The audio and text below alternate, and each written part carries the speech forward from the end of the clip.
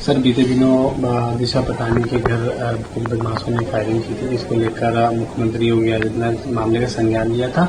आप लोगों ने टीम गठित करके जो आज मुठभेड़ हुई है, 2 बदमाशों को ढेर किया गया, क्या कुछ कहेंगे सर? 12 सितंबर को सुबह लगभग 3:45 बजे दिशा पटानी के घर पर 2 अपराधियों ने फायरिंग की थी। इसके बारे में माननीय मुख्यमंत्री जी के स्पष्ट निर्देश प्राप्त हुए थे कि इस प्रकार के जनता में खौफ पैदा करने वाले अपराधियों को तत्काल कानून के दायरे में लाया जाए। माननीय मुख्यमंत्री जी के स्पष्ट निर्देश हैं कि क्राइम के प्रति जीरो टॉलरेंस की नीति होनी चाहिए।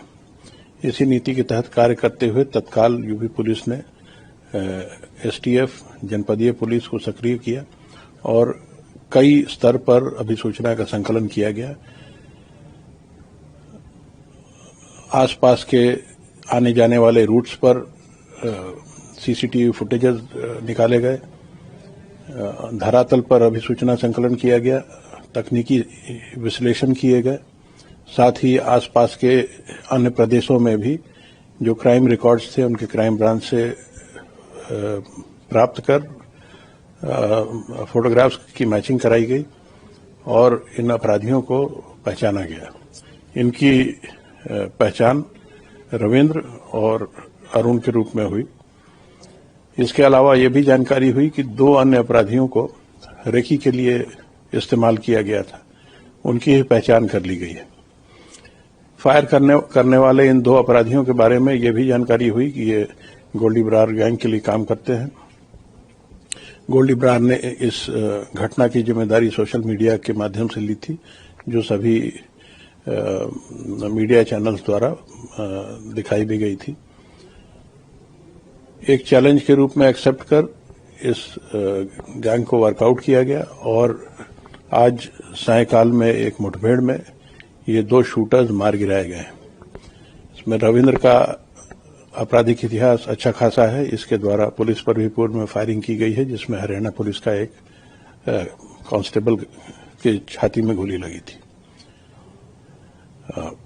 मुठभेड़ में इनके पास से 2 बहुत ही सोफिस्टिकेटेड पिस्टल्स बरामद हुए हैं, जिसमें एक जिगाना की पिस्टल है और एक ग्लॉक की पिस्टल है।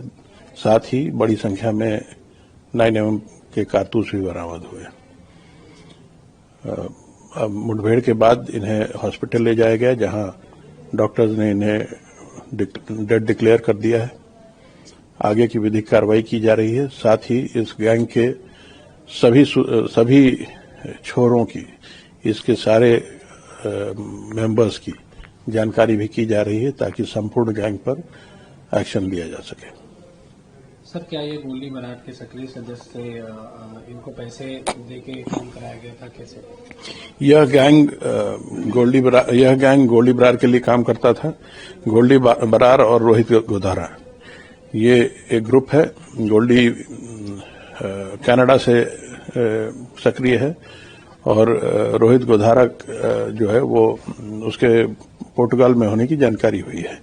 इन्हीं का एक गैंग मेंबर लुपिन नेहरा, उसके ही पोर्टुगल में होने की जानकारी है।